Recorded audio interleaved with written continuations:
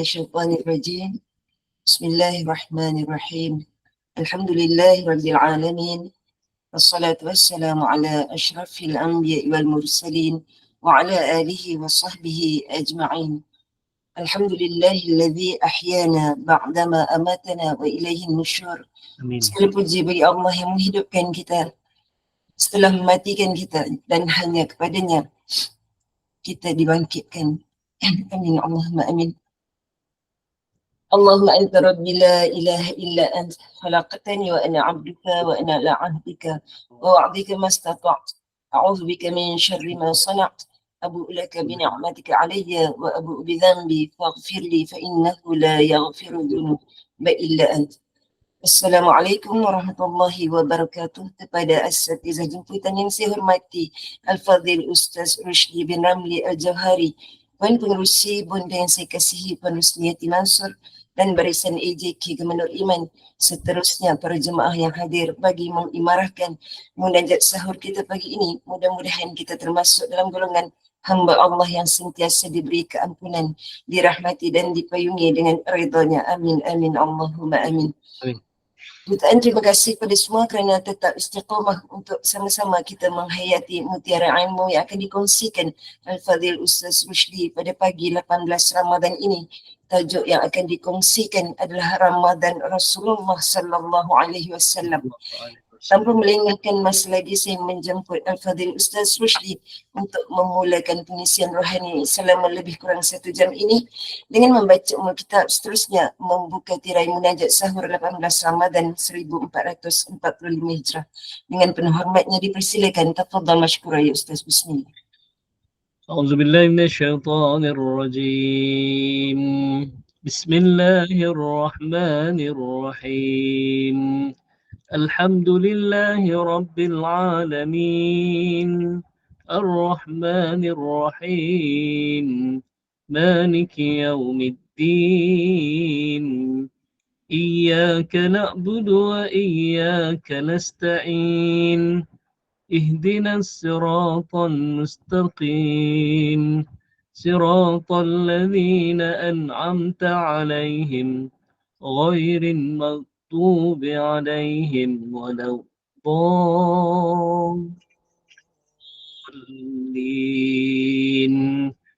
آمين من رب العالمين. إن الحمد لله نحمده ونستعين ونستهديه ونستغفره ونعوذ بالله من شرور أنفسنا ومن سيئات أعمالنا.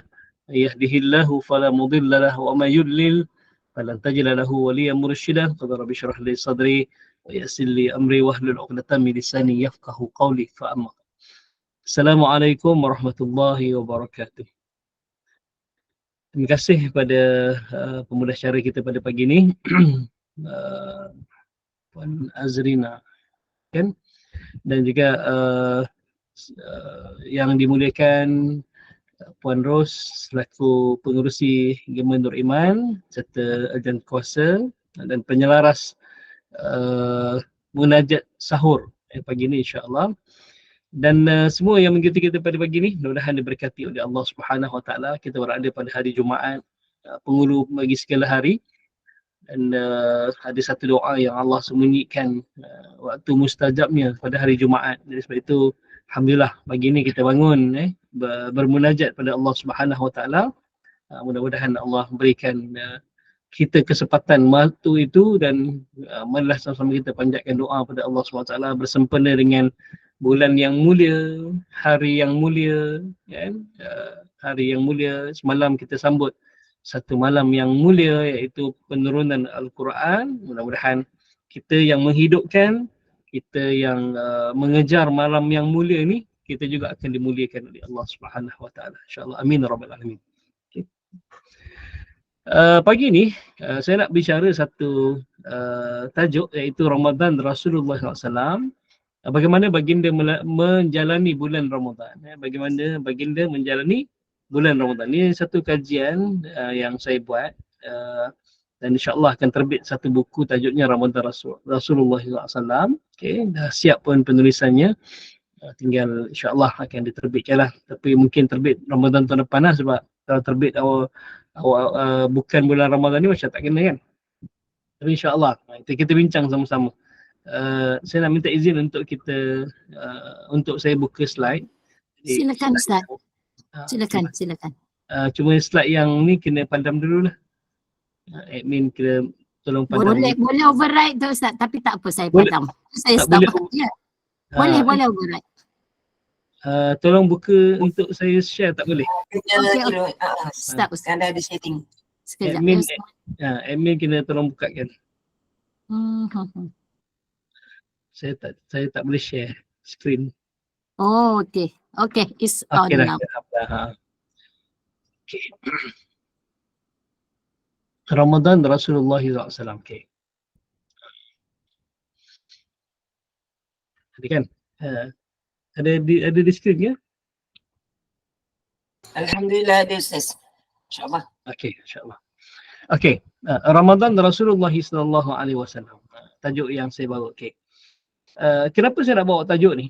Pertama sekali adalah kita nak tahu bagaimana baginda SAW menjalani bulan Ramadan ini. Apa amalan yang dilakukan oleh baginda SAW, sama ada yang dianjurkan ataupun yang dilakukan oleh baginda yang membawa kepada pahala yang besar untuk kita. Pahala yang besar untuk kita. Yang keduanya adalah amalan yang terbaik. Amalan yang terbaik yang dilakukan oleh Nabi sallallahu alaihi wasallam dalam menjayakan ataupun dalam meraih keberkatan, meraih yang kita kata iman dan wahtisabah itu dalam bulan Ramadan insya-Allah. Pertama sekali, kalau kita bicara Allahumma salli Muhammad, iaitu Ramadan ini dia terbagi pada dua sebenarnya. Yang pertama kalau kita rujuk dalam hadis Nabi SAW, yang membicarakan tentang apa yang dilakukan oleh Nabi SAW dalam bulan Ramadan. Hadis daripada Abu Hurairah radhiyallahu anna Rasulullah SAW qala, baginda SAW bersabda, man shoma ramadhana imanan wa ihtisaban. Barang siapa yang shoma ini berpuasa. Ini berpuasa dalam bahasa Arab adalah al-imsak, yang menahan diri, yang melakukan perbuatan yang keji dan perbuatan yang membatalkan puasa, kan, daripada terbit fajar sehingga terbenam matahari pada bulan Ramadan dengan penuh keimanan, wahtisabah, dan bersungguh-sungguh. Ihtisabah ni hisab, mengira-ngira, dan juga ihtisabah mengharapkan pahala, mengharapkan pengampunan, redha.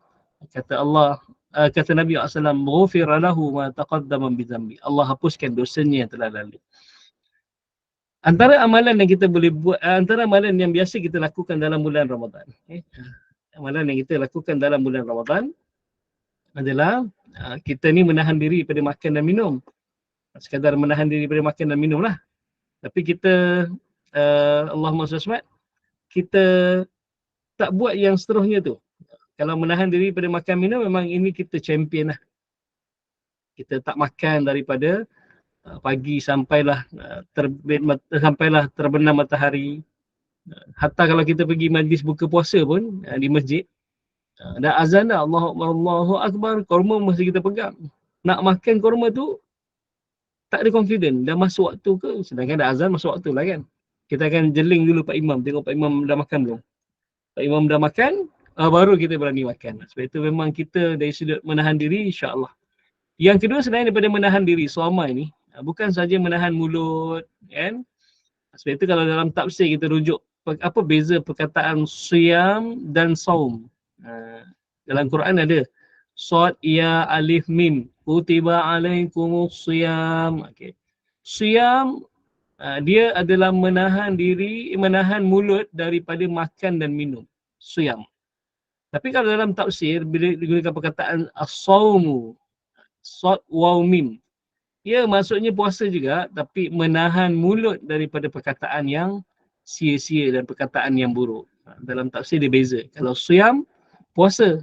Kalau saum, iaitu menahan mulut daripada berbicara yang tidak baik dan sia-sia. Sebab itu bila sebut kita menahan diri, bukan saja menahan diri daripada lapar, Kata Nabi SAW, kam min sa'imin, berapa ramai orang yang berpuasa tidak mendapat apa-apa daripada puasa illal ju' wal atas, kecuali lapar dan dahaga je, sebab dia hanya menahan diri daripada makan dan minum saja. Dia tak menahan nafsu, dia tidak menahan perkara-perkara yang boleh membatalkan puasa, dia tidak menahan diri daripada perkara-perkara yang boleh mengurangkan pahala puasa, dia tidak menahan mata daripada melihat sesuatu yang yang boleh membawa kepada dosa. Dia tidak menahan telinganya daripada mendengar umpatan-umpatan atau perkara-perkara yang tak sepatutnya dia dengar, dan dia tidak menjaga mulutnya daripada berkata-kata yang sia-sia. Itu sebenarnya sawma, bukan sekadar menahan diri daripada makan dan minum, tetapi sawma juga yang patut ditekankan sebagaimana yang dilakukan oleh Nabi SAW adalah menahan nafsu, menjaga perkara-perkara yang makruh yang boleh mengurangkan pahala puasa. Tidur banyak pun tak boleh juga. Kemudian menjaga mata, telinga dan mulut. Ni yang kita kena tahu. Selama ni mungkin kita tahan makan dan minum je. Lepas tu datang hadis Nabi SAW, Nabi kata kam min sa'imin. Berapa ramai orang yang berpuasa ini, puasanya tidak memberikan kesan kepadanya dari sudut pahala, dari sudut sebagainya, mentarbiah diri, illal ju' wal atash. Yang dia dapat adalah lapar dan dahaga, sebab dia hanya menahan diri pada makan dan minum saja, tidak menjaga perkara-perkara yang lain. Okey. Seterusnya, kalau kita bicara, okey, sawma ni dia ada dua. Ramadan ni ada dua. Satu, baginda Rasulullah sawma, menahan diri pada makan dan minum. Yang kedua yang kita bincang adalah qama, membangunkan Ramadan. Kita bila masuk bulan Ramadan kita berpuasa je. Amalan-amalan yang dilakukan dalam bulan Ramadan kita pandang remeh je, ataupun ialah dia pun amalan sunnah, solat tarawih. So, ikut dan kita je solat tarawih. Malam ni penat lah, tak payah solat tarawih lah. Okey. Tadarus tak apalah, bukan wajib pun, sunnah kan. Tapi baginda Rasulullah baginda Rasulullah selain daripada sawma, menahan diri daripada segala-galanya yang dibincang tadi, baginda juga adalah qama, iaitu membangunkan Ramadan, menghidupkan Ramadan. Sebab ada hadis Nabi SAW daripada Abu Hurairah radhiyallahu an. Nabi SAW bersabda, man qama Ramadana. Tadi man sama Ramadana. Di barang siapa yang membangunkan Ramadan, sama ada dengan solat tarawih, qiyamul lail, solat tahajud, tadarus, semua itu dipanggil qama, membangunkan Ramadan. Imanan wahtisaba, dengan penuh keimanan, wahtisaba, dan bersungguh-sungguh. Ghufira lahu ma taqaddama min dzambi. Allah hapuskan dosanya telah lalu. Allah ampunkan dosanya yang telah lalu.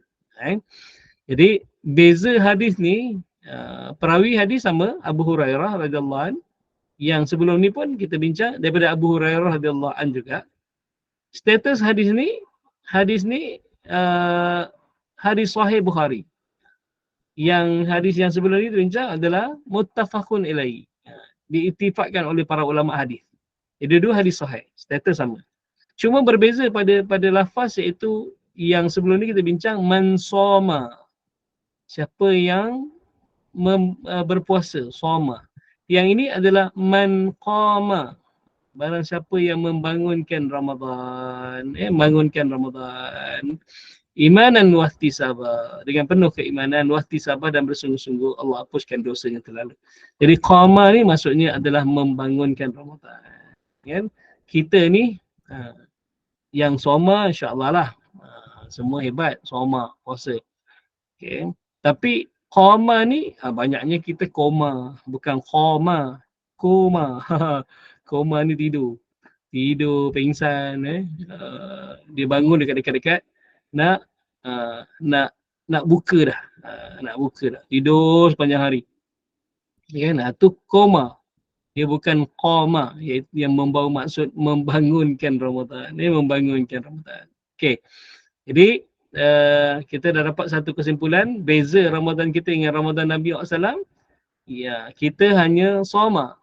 Tapi kita tak tekankan qama itu macam soma. Kita walaupun dia sunnah, tetapi Nabi SAW sangat tekankan iaitu membangunkan Ramadan. Bila kita kaji dari sudut bahasa Melayu kita, iaitu soma menahan diri, kemudian qama ini membangunkan Ramadan, dia bertepatan dengan perkataan yang kita sebut perkataan puasa. Puasa. Sebab puasa ni bahasa Sanskrit. Puasa ni bahasa Sanskrit. Bahasa Hindu lama. Puasa, agama, syurga, neraka, pahala, dosa itu Vidyadari. Perempuan kayangan, Vidyadari. Okay. Itu semua adalah bahasa Sanskrit. Bahasa Sanskrit. Jadi rupanya puasa ini juga berasal daripada bahasa Sanskrit, iaitu upawasa. Apa maksud upa? Upa maksudnya mendekatkan diri. Wasa dengan yang berkuasa.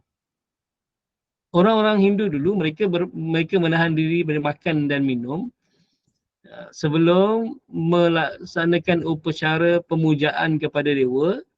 Selesai daripada upacara pemujaan kepada dewa mereka baru dibenarkan untuk makan dan minum. Jadi tujuan mereka ni menahan diri daripada makan dan minum adalah untuk mendekatkan diri dengan yang berkuasa pada mereka adalah dewa mereka.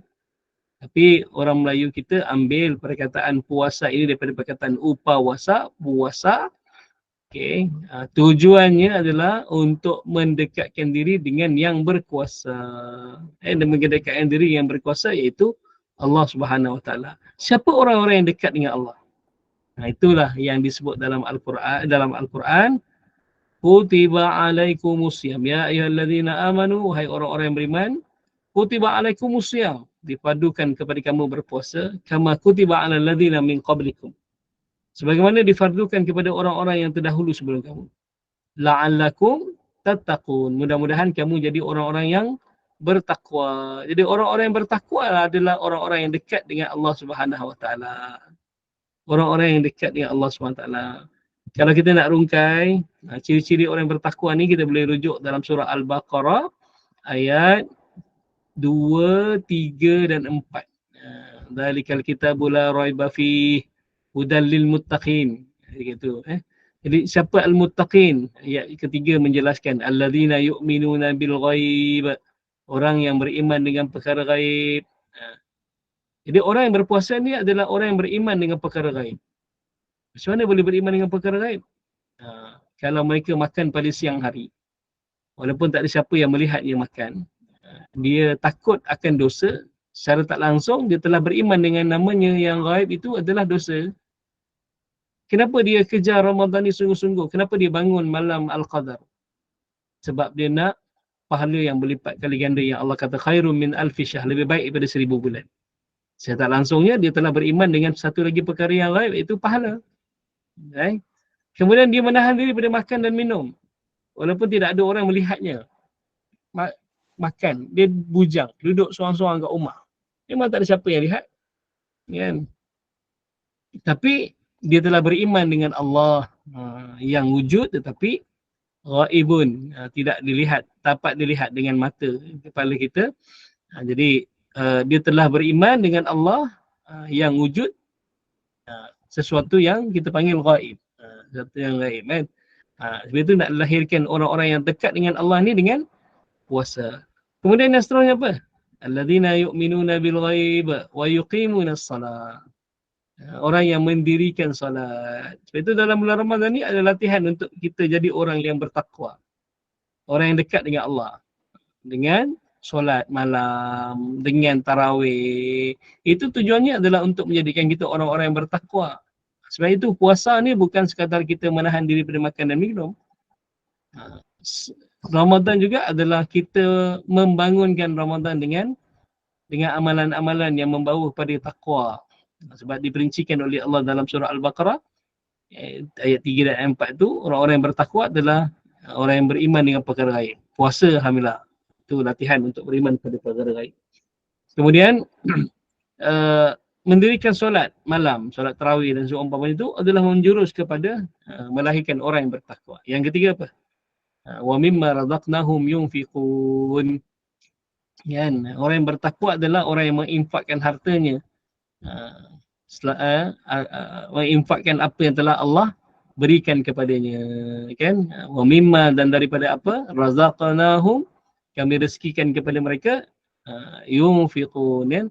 Mereka menginfakkan. Sebab itu dalam bulan Ramadan, setiap individu Muslim ni, dia kena bayar zakat, zakat fitrah. Hatta yang lahir pada malam hari raya pun, wajib atas dia zakat fitrah. Jadi zakat fitrah ni adalah latihan untuk mendekatkan diri pada Allah, iaitu mengeluarkan harta kita dengan tujuan untuk mendekatkan diri pada Allah. Selanjutnya pergi. Walladzina yu'minuna bima unzila ilaik.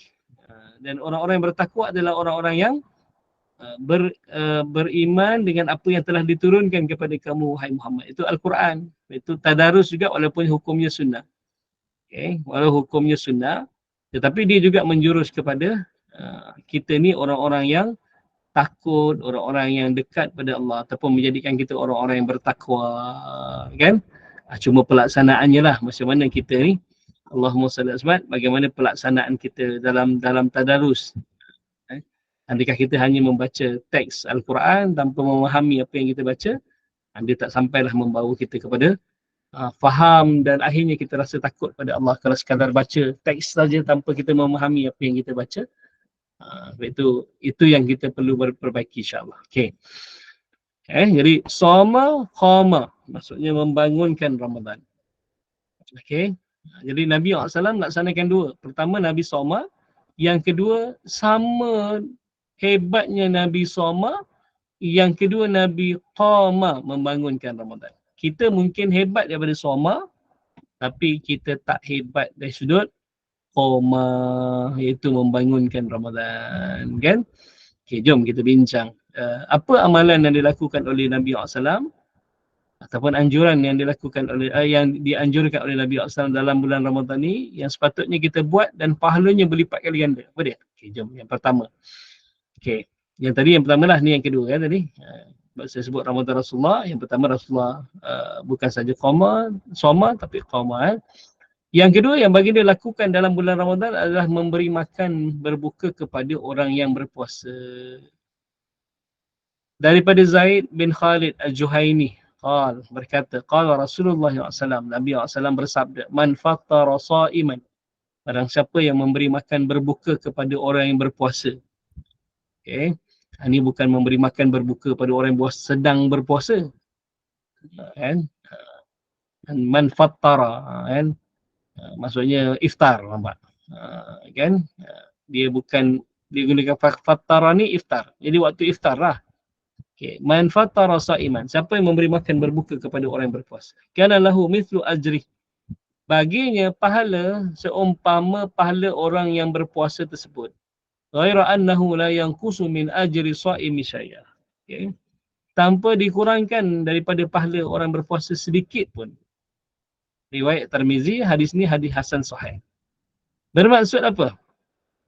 Bermaksud kalau kita memberi makan berbuka kepada orang berpuasa seorang, hari tu hari pertama kita berpuasa dalam bulan Ramadan, kita seolah-olahnya telah dapat pahala. Bukan seolah-olahnya. Seumpama kita telah mendapat 2 hari berpuasa.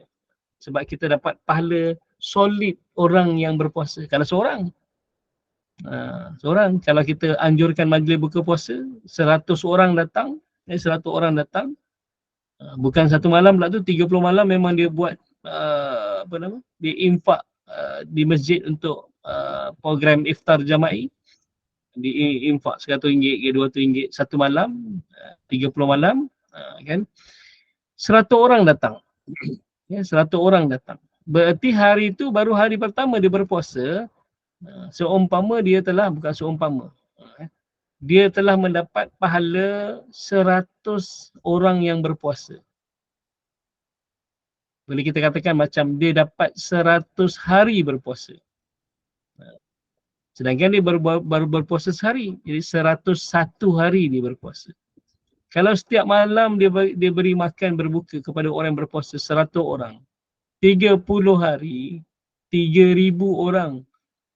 Seolah-olahnya tahun itu dia berpuasa 3,030 hari. InsyaAllah. Itu Nabi SAW sangat anjurkan perkara ini. Kenapa memberi makan berbuka kepada orang berpuasa ni besar pahalanya? Yang pertama adalah orang yang berpuasa memang patut dimuliakan. Jadi kita memberi makan berbuka kepada orang yang berpuasa. Okay. Kita telah memuliakan orang yang memang memang patut dimuliakan. Sebab Nabi pun memuliakan orang yang berpuasa. Okay. Jadi memberi makan berbuka kepada orang yang berpuasa, kita memuliakan orang yang sepatutnya. Okay. Yang kedua adalah memberi makan itu sedekah. Memberi makan itu sedekah. Okay. Ada gambar nampak kucing kehausan. Yalah, banyak kedai makan tutup. Ni kucing Islam lah. Dia nak makan benda-benda yang haram pun tak boleh. Nak pergi kedai yang bukan Islam, dia tak boleh nak makan. Kan? Jadi dia nak tunggu juga kedai yang Islamnya tak buka pula. Dah kehausan dah. Jadi memberi makan kepada kucing-kucing pun dapat pahala sedekah. Dapat pahala sedekah. Sebab itu kalau kita beli makanan, tak ada niat nak membazir pun, kita beli di bazar Ramadan contohnya kan. Allahumma salli alaihi, kita tak ada niat nak membazir tapi makanan tu lebih. Nak hantar rumah jiran dah buka dah, jiran pun banyak makanan. Kita nak hantar masjid, makanan tu dah mungkin sisa-sisa makanan dah, kan. Jadi akhirnya kita buang dalam tong sampah. Masa buang dalam tong sampah tu kita niatkan, ya Allah, aku sedekahkan baki-baki ataupun sisa-sisa makanan ni kepada binatang-binatang yang akan mengais-ngais tong sampah. Jadi kita tidak dikira membazir, satu. Yang kedua, bila kucing ke, anjing ke, gagak ke, apa ke, yang makan sisa makanan kita di tong sampah itu ataupun tempat pelupusan sampah nanti, kita dapat pahala sedekah. Pahala sedekah. Memberi makan berbuka ni adalah pahala sedekah. Sebab itu Nabi sangat anjurkan. Okey. Yang ketiga adalah kita telah berkhidmat kepada ahli taat. Memberi makan berbuka kepada orang yang berpuasa. Orang berpuasa ni adalah orang yang taat pada Allah. Jadi bila kita memberi makan berbuka kepada orang yang berpuasa, bermaksud kita telah berkhidmat kepada ahli taat. Kita telah berkhidmat kepada ahli taat. Sebab itu Allahumma salli alaihi besar ganjaran memberi makan berbuka kepada orang yang berpuasa. Okey. Seterusnya, yang keempat, Allah mengasihi hamba-hambanya yang pemurah. Itu dalam bulan Ramadan ni memang kita kena jadi orang yang pemurah. Nabi SAW, dia seorang yang sangat pemurah di luar Ramadan dan lebih-lebih pemurah dalam bulan Ramadan. Nanti kita akan bincang tentang tajuk ni insyaAllah. Okey. Seterusnya, Allahumma salli alaihi. Kadang-kadang ada orang dalam bulan Ramadan ni dia sedih tak dapat sambut birthday dia, tak dapat sambut birthday dia sebab birthday dia jatuh pada bulan Ramadan, kan? Ataupun anniversary, hari ulang tahun perkahwinan dia jatuh pada bulan Ramadan. Yalah, masa dia buat tu mungkin ketika tu dah raya. 2-3 tahun lepas atau 4-5 tahun yang lepas raya lah. Bila raya, dia kan beranjak. Jadi bila beranjak, tahun ni anniversary ni jatuh pada bulan Ramadan. Dia kata, alah, kita tak boleh nak sambut lah sebab Ramadan, tak boleh nak makan. Sebenarnya boleh. Malah orang-orang ni adalah orang-orang istimewa sebenarnya sebab hari lahirnya dan hari ulang tahun perkahwinannya jatuh pada bulan Ramadan. Cuma bagaimana nak meraihkan dia? Kita buat juga majlis, tapi janganlah buat majlis siang hari.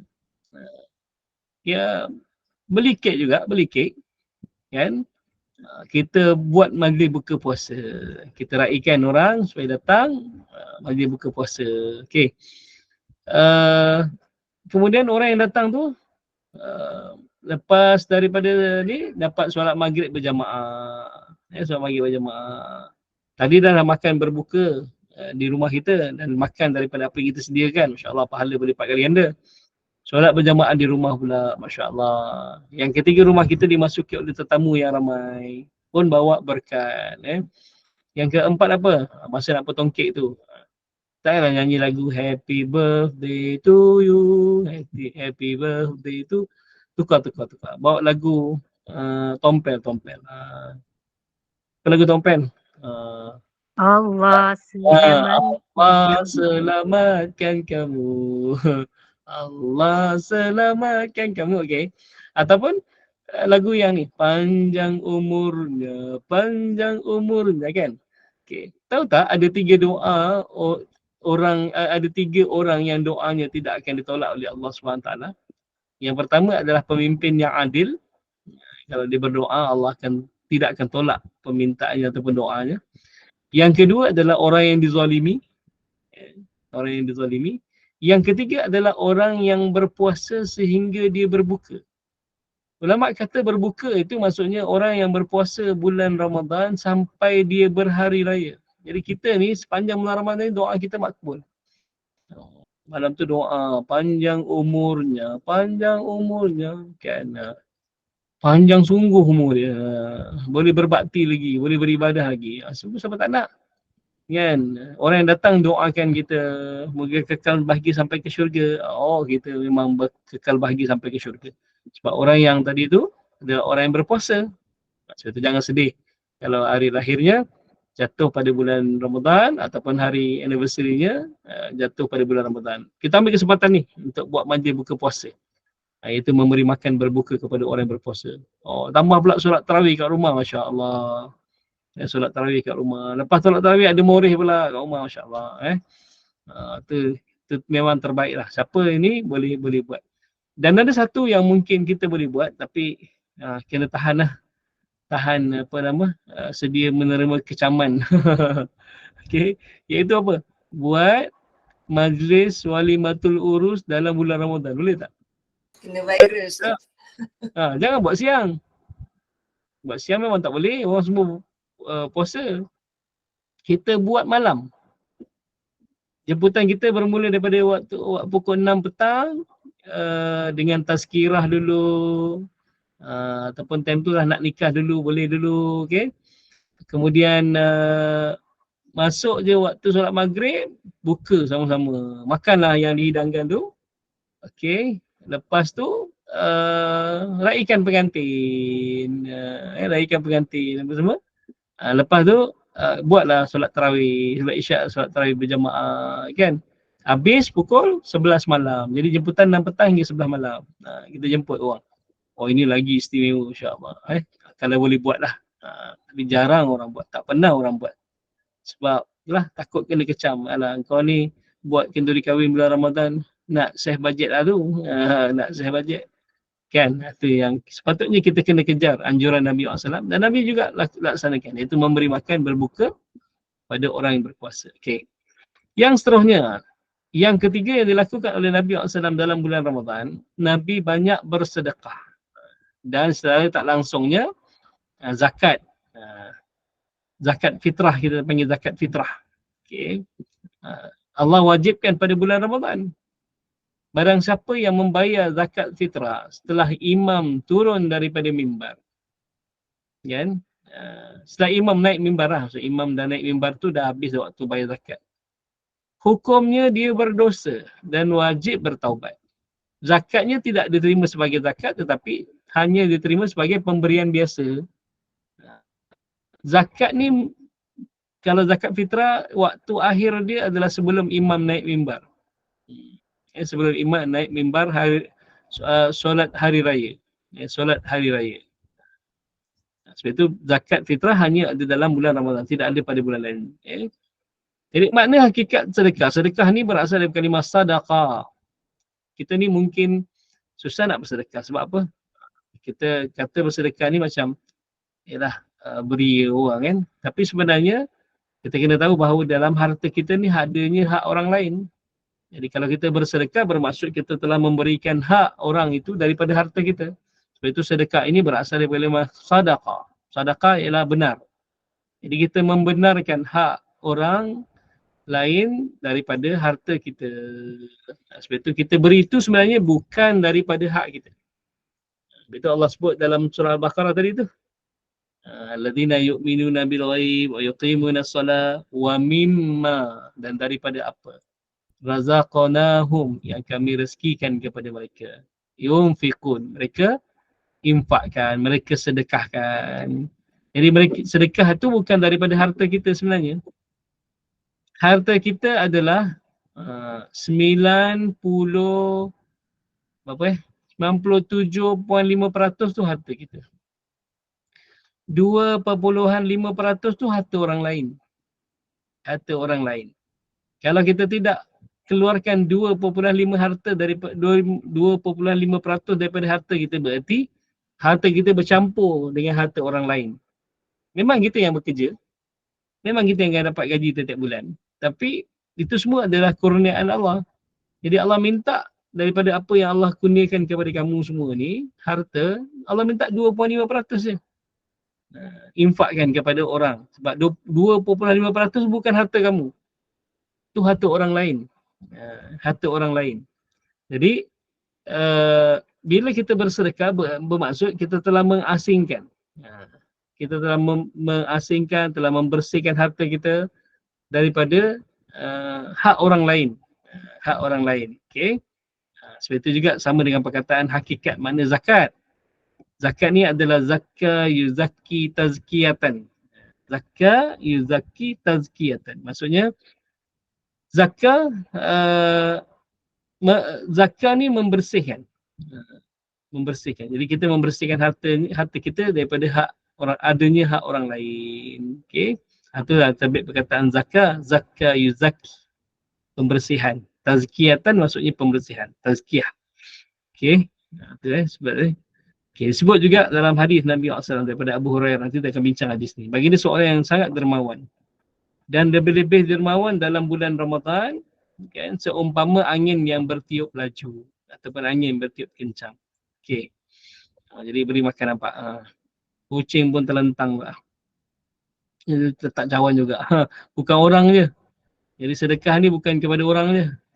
Manusia je. Sedekah juga adalah kepada binatang-binatang juga. Okay. Sedekah juga binatang-binatang juga. Sebab itu ada satu amalan yang saya nak kongsikan.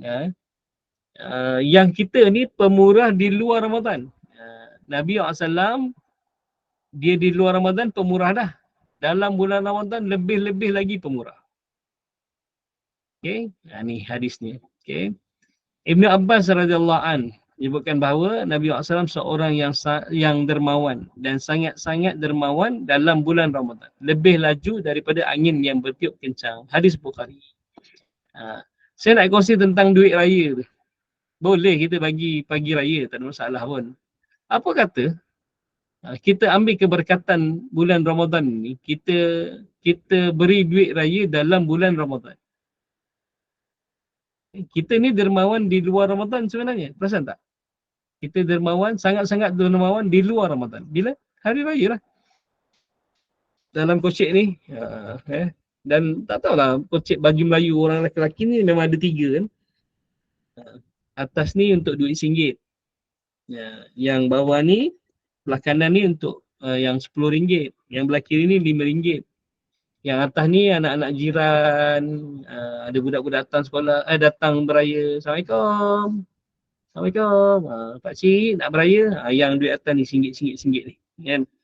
Yang bawah ni RM5 anak-anak buah ni. Anak-anak saudara kita, anak-anak akak, anak-anak abang ni yang RM5. RM10 ni adik-adik. Dia jangan salah kocek. Termenung nanti. Budak ni RM10. Wah, dapat RM10. Sebenarnya salah bagi. Sebab itu dia dah asingkan kocek atas RM5. Kocek belah kanan ni untuk adik-adik RM10. Kocek yang belah kiri ni RM5 untuk anak-anak buah. Anak-anak saudara. Kan? Kita memang dermawan di luar Ramadan. Hari raya kita sangat dermawan. Kita dah siap tukar dah. Telefon kawan-kawan yang ada kerja dekat bank. Nak tukar duit. Duit RM1 nak yang baru Nak yang baru, yang keras lagi kan. Nanti sampul pun nak minta sampul bukan tukar duit dengan bank je. Minta sampul raya sekali. Sebab kita nak beri pada hari raya pertama tu. Nanti ramai orang datang kan. Sedangkan Nabi SAW tukar benda itu masuk dalam bulan Ramadan. Di luar Ramadan Nabi buat. Tapi dalam bulan Ramadan, Masya Allah, lebih-lebih lagi Nabi dermawan. Lebih-lebih Nabi dermawan. Saya nak anjurkan je ni. Kita beri duit raya tu pada bulan Ramadan. Jangan sampai hari raya baru beri. Sebab beri pada hari raya, kita tak dapat lagi dah gandaan pahala tu. Yang dalam bulan Ramadan ni, siapa yang infak dalam bulan Ramadan ni, ya Allah, pahalanya berlipat kali ganda. Di luar Ramadan, kita infak RM1, Allah gandakan 10 hingga 700 kali ganda. Dalam bulan Ramadan, dia tak ada skema dah. Bukan 700 kali ganda. Ikut Allah lah nak bagi berapa. Wa ana ajizi bi, kata Allah. Ikut Allah nak beri berapa. Mungkin Allah, kita infak RM1, Allah gandakan sampai RM1,000. Macam orang yang infak RM1,000. Itu hak Allah SWT. Sebab itu kita kena betul-betul cari ataupun kejar keberkatan Ramadan ni. Jadi banyakkan infak dalam Ramadan ni. Duit raya tukar kepada duit Ramadan. Kan kita balik 3 hari sebelum raya kan. Nak cari daun lah, nak cari ayam, nak cari daging lah kan. Malam tu kita buat majlis buka puasa. Jemput semua makcik-makcik kita kat kampung. Adik-adik kita pun dah balik dah kan. Jadi buat buka puasa kat rumah mak kita kan. Lepas tu panggil makcik-makcik datang buka puasa. Duit raya sepatutnya diserahkan pada hari raya pertama tu. Okay. Serah malam tu. Panggil sini. Ni batu-batu ni. Mak Ngah nak bagi duit raya ni. Mak Ngah nak bagi duit raya. Kan? Ni bagi Mak Ngah bagi duit raya malam ni. Nanti besok pagi raya jangan minta Mak Ngah dah bagi dah ni. Bagi awal. Kadang-kadang ada juga yang anak-anak ni dia bijak sikit. Dia pandai politik sikit. Apa dia? Besok pagi dia minta juga duit. Mak Ngah duit raya? Semalam Mak Ngah dah beritahu. Mak Ngah dah bagi semalam kan? Yang semalam tu duit Ramadan. Ni duit raya. Duit raya. Jadi kalau ada macam ni, orang macam ni kita asingkan. RM5 dalam Ramadan, RM5 pagi raya. Sebab RM5 dalam Ramadan tu pahalanya Masya Allah. Yang RM5 hari raya tu dah biasa dah. Pahalanya macam pahala biasa dah. Dia bagi duit Ramadan kan. Ataupun kita jadi orang yang dermawan bila datang solat tarawih ni. Cari duit kecil, RM1, lepas tu kita pergi, kadang-kadang pergi masjid, dia tak bawa duit. Kan, lagi orang lelaki, dia pakai campbell card, kan, dia tak bawa wallet, tak bawa beg duit, tak bawa duit, kan. Jadi nak infak apa? Kita tak, duit raya tu tukar awal. Sebelum Ramadan dah tukar dah, InsyaAllah. Okay. Pergi masjid solat tarawih,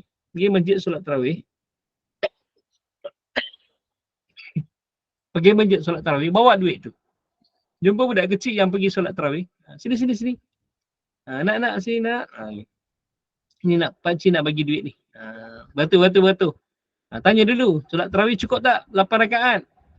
Sebab budak-budak ni jarang 20 rakaat. Cukup tak 8 rakaat ni? Saya cukup je. Okey, cukup, nak bagi RM5. Yang tak cukup, kurang kan? RM1 ke, RM2 ke, RM3 ke.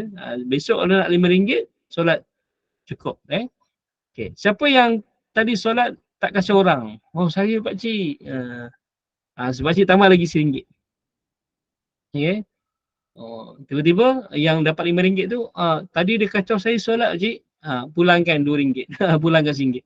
Kau dapat RM4 je sebab kau kacau orang solat. Jadi saya tak langsung mendidik budak-budak.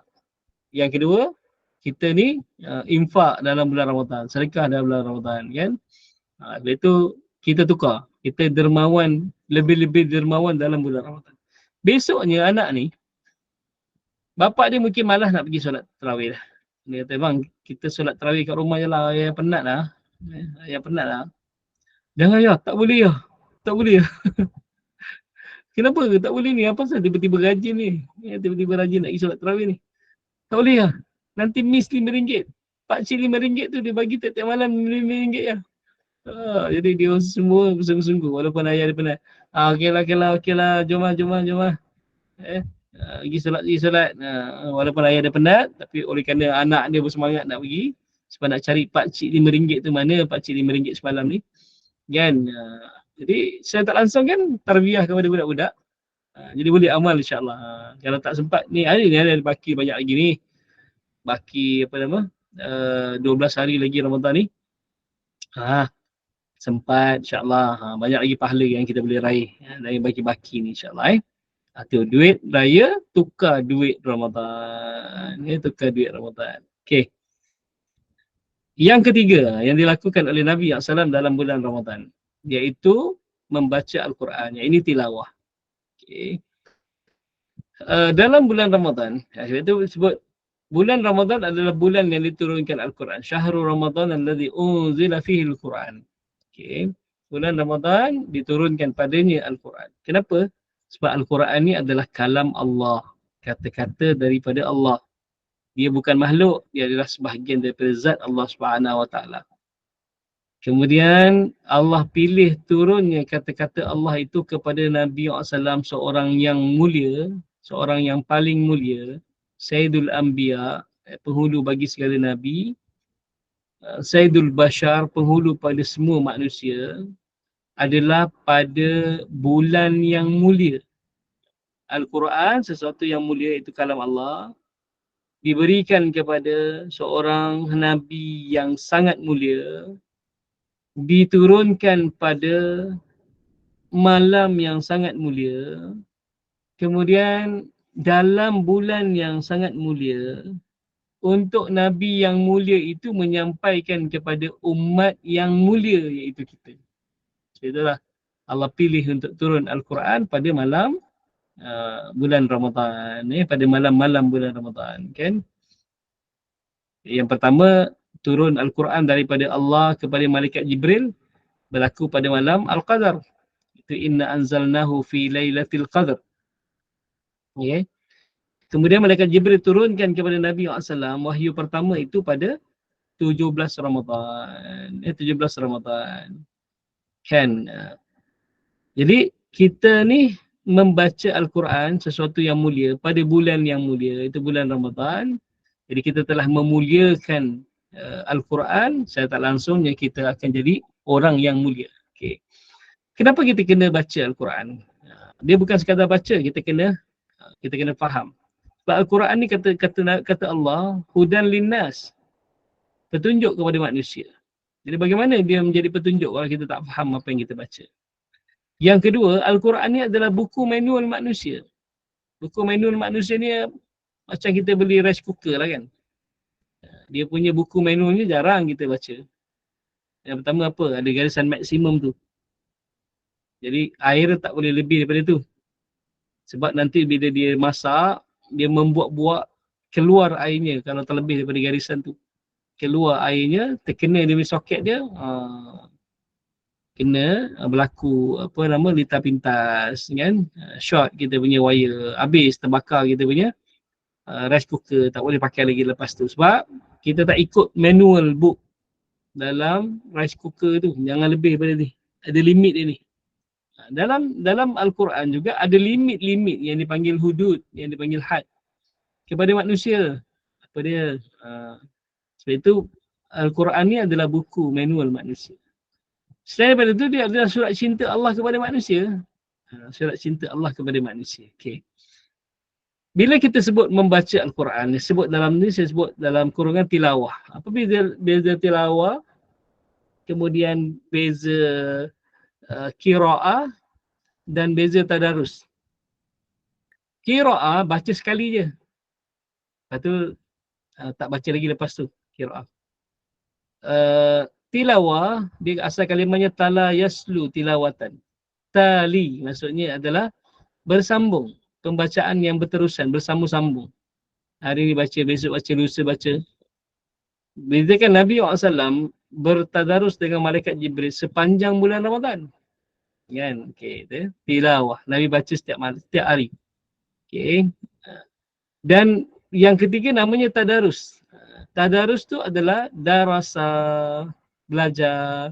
Jadi tadarasa ya tadarasu tu, tadarusan, tadarus tu kita panggil tadarus tu adalah kita saling belajar. Saling belajar. Sekarang ni kita saling belajar apa? Kita saling belajar bacaan. Ni guru tadarus muslimat pada bulan Ramadan ni. Kita tadarus pembacaan, tapi tak pernah pun kita tadarus apa yang tuntutan daripada ayat tu. Apa tuntutan ayat tu? Okey. Sebab tu kita tahu Okay. Bukan sekadar kita baca, tapi kita kena tadarus juga dari sudut makna dia. Habis satu muka surat, baca makna. Okay. Nanti okey, seorang lagi baca. Habis satu muka surat, baca lagi makna dia. Habis, Ustaz kalau macam tu bila nak habis Ustaz? Tak apa, memang peruntukkan masa tu. Ataupun kita baca dulu sebab ada orang ni nak kejar, apa nama? Nak kejar khatam Quran 17 Ramadan ni. Jadi 7 Ramadan ni nak khatam Quran. Okey. Jadi dia baca laju kan. Tak sempat Ustaz, tak sempat. Tak sempat nak apa nama? Nak Allahumma salli nak baca makna dia. Nak baca makna dia. Dabur. Saya dulu ada satu masjid di USJ 2. Daripada hari pertama sampai hari yang ke-17, saya akan datang tadaburkan ayat-ayat yang akan dibaca. Contohnya hari ni, dia orang akan baca 3 juzuk. 3 juzuk. Jadi saya akan tadaburkanlah ayat-ayat yang terdapat dalam 3 juzuk tu. Saya pilihlah ayat-ayat yang popular, ayat-ayat hukum. Jadi saya punya masa slot 1 jam sebelum tadarus. Jadi selepas ni dia orang tadarus. Jadi secara tak langsung dia orang dah tahu apa yang dia orang baca. Dia orang dah tanda, okey ayat ni cerita pasal apa, selama 17 Ramadan. Selama 17 Ramadan. Nanti insya-Allah GNI untuk pada Ramadan tahun depan insya-Allah boleh anjurkan. Setengah jam pun boleh ataupun sikit pun tak apa. Sekurang-kurangnya kita tahu surah Al-Baqarah ni kenapa namanya surah Al-Baqarah. Lembu betina. Mana ayatnya yang menceritakan tentang lembu betina? Lembu betina ni lembu yang mana? Kenapa jadi surah ni namanya surah Al-Baqarah? Kan kita kena tahu kisah tentang ada seorang lelaki ni, dia banyak harta, kaya lah. Dan tak ada waris melainkan anak saudaranya. Jadi oleh kerana anak saudaranya ni lama sangat tunggu bapak saudaranya meninggal, dia bunuh bapak saudara dia sebab dia nak dapat harta tu. Lepas tu dia bawa mayat bapak saudaranya, dia letak di depan rumah seorang lelaki Bani Israel. Dan dia tuduh lelaki Bani Israel itu bunuh bapak saudaranya. Jadi kecoh lah. Kecoh. Jadi dia ajukan ni kepada pendeta Yahudi. Pendeta Yahudi kata, kan di kalangan kamu ada seorang Nabi. Itu Nabi Musa AS. Kenapa kamu tak ajukan permasalahan ini kepada Nabi Musa? Jadi mereka pun pergi jumpa Nabi Musa. Nabi Musa kata, okey, sembelih seekor lembu, nanti ambil dia punya bahagian daging lembu tu, pukul kepada mayat ni. Dia akan bangun dan beritahu siapa yang akan bunuh ni. Oleh kerana lembu ni kan binatang sembahan orang-orang Bani Israel kan. Jadi mereka tak nak sembelih. Jadi itu mereka tanya lembu warna apa, macam mana kan kenal lembunya. Kan. Sampai dia tanya tu, janganlah lembu, kambing ke boleh, ayam ke kan, jangan lembu. Tapi kenapa Allah suruh sembelih lembu? Sebab Allah nak hilangkan maksudnya ketaatan dia kepada lembu ni. Sampai dia anggap lembu ni binatang yang suci bagi Tuhan kan. Sebab itu suruh sembelih lembu. Kan. Itulah punca surah Al-Baqarah. Jadi sekurang-kurangnya itu pun cukup dah. Kan kita tadaruskan, bukan sekadar tadarus pembacaan tetapi tadarus apa yang kita baca. Okey. Satu lagi. Biasanya kita ni semalam kan 17 Ramadan kan. Waktu khatam Al-Quran untuk grup-grup tadarus ni. Hari ni dah tak ada dah tadarus sebab semalam dah khatam dah. Berbeza sangat dengan Nabi SAW kan. Nabi tadarus sampai 30 Ramadan dengan malaikat Jibril. Ada riwayat kata 2 kali sehari Nabi tadarus dengan malaikat Jibril. Ada hadis dari Aisyah radhiyallahu anha, setiap malam bulan Ramadan Nabi tadarus dengan malaikat Jibril. Bermaksud Nabi tadarus dengan malaikat Jibril bukan sekadar tadarus pembacaan. Nabi bukan tak boleh baca, Nabi dah boleh baca dah bila turun wahyu pertama. Kan? Tapi Nabi belajar dengan malaikat Jibril tentang tuntutan, hukum hakam yang terkandung dalam bacaan tu. Sebab itu tadarus setiap malam. Kita tadarus sampai 17 Ramadan. Lepas 17 Ramadan dah tak ada orang dah. Kalau saya ngajar kuliah muslimat, kuliah duha muslimat, dia masih terus lagi. Okay. Ramainya orang datang. kan. Mengajar pun semangat je. Mengajar pun semangat je kan. Bila minggu depannya kelas, kebetulan minggu depannya tu dah 18 Ramadan, kosong. Tak ada orang. Adalah 5 orang. 5 tu AJK Muslimat. AJK Muslimat. 5 orang. Dia tanya mana yang ramai-ramai ni kak? Dia kata dah habis tadarus Ustaz. Semalam kan dah khatam dah. Nuzul Quran kita dah khatam dah. Jadi hari ni tak ada orang datang lah. 18 bulan kosong masjid. Tak ada orang datang dah. Sebab orang tadarus sampai 17 Ramadan. Nabi SAW tadarus sepanjang bulan Ramadan. Itu beza tadarus kita dengan tadarus Nabi SAW. Bezanya yang pertama, kita sampai 17 Ramadan. Nabi penuh 30 Ramadan. Beza yang kedua, kita hanya tadarus pembacaan saja.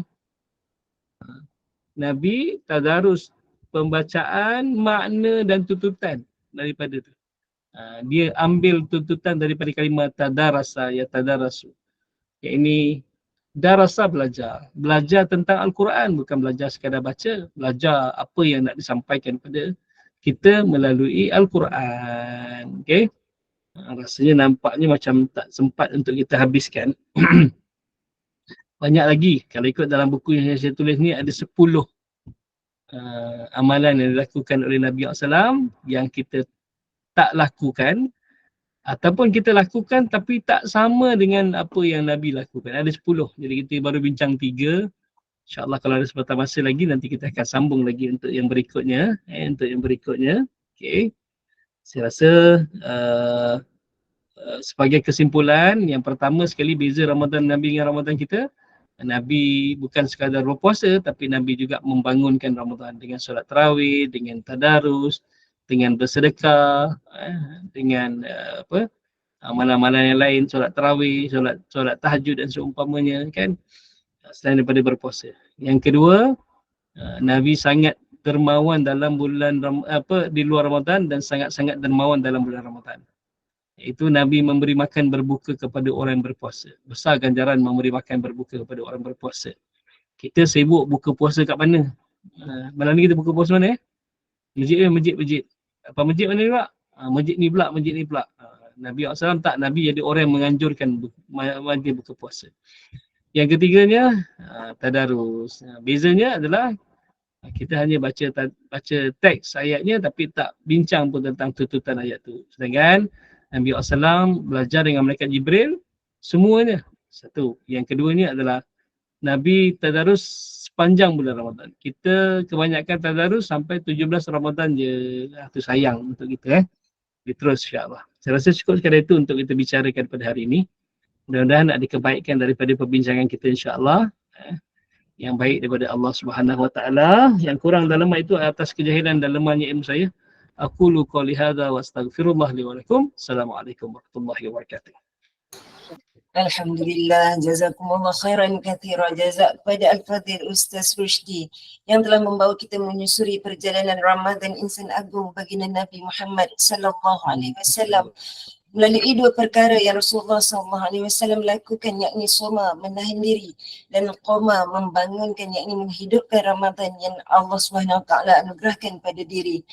Qul in kuntum tuhibbunallaha fattabi'uni yuhibbukumullah wa yaghfir lakum dhunubakum wallahu ghafurur rahim. Katakanlah ya Muhammad, jika kamu mengasihi Allah, maka hendaklah kamu mengikuti aku. Nescaya Allah mengasihi kamu dan mengampuni dosa kamu, dan Allah Maha Pengampun lagi Maha Penyayang. Ali Imran ayat 31.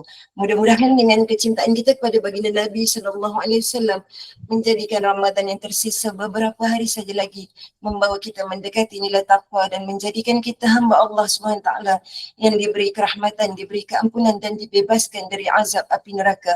Amin ya rabbal alamin. InsyaAllah kita akan bertemu semula dalam solat munajat sahur pagi esok bersama asatizah jemputan seterusnya Al-Fadhil yang amat arif Datuk Haji Abbas bin Haji Nordin dengan tajuk sedikit versus banyak. Untuk mengetahui kupasannya, sama-sama kita hadir pagi esok insyaAllah. Sebelum saya mengakhiri tugas pagi ini, satu lagi hebahan buat semua yang hadir. InsyaAllah tadarus Al-Quran 1 hari 1 juzuk 18 Ramadan. Kita akan bersama Al-Fadilah Ustazah Helen Sukma Indah sebagai pentasmik jemputan pada jam 2.15 petang nanti untuk mengetahui info-info terkini program yang dianjurkan Gubernur Iman. Para jemaah boleh rujuk WhatsApp atau Telegram dan pautan channel DNI dan FB yang tertera pada poster. InsyaAllah segala kekurangan dan ketidaksempurnaan sepanjang munajat sahur ini berlangsung. Saya Puan Azrina Abu Bakar mewakili tim Gubernur Iman memohon jutaan kemaafan. Akhir bicara dengan penuh hormat dan ucapan jutaan terima kasih. Saya persilakan Al-Fadhil Ustaz untuk menutup Taman Syurga pagi ini dengan tasbih kafarah dan suratul Asr. Saya sudahi dengan wabillahi taufik wal hidayah. Wassalamualaikum warahmatullahi wabarakatuh. Dipersilakan Ustaz. Subhanallah bihamdika nashhadu an la ilaha illa anta wa nastaghfiruka wa natubu ilaik. Bismillahirrahmanirrahim. Wal 'asr innal insana lafi khusr illa alladziina aamanu wa 'amilus shalihat wa tawassaw bil haqq wa tawassaw bis sabr. Qul qawli hadza astaghfirullah li wa lakum. Assalamualaikum warahmatullahi wabarakatuh. Jumpa lagi.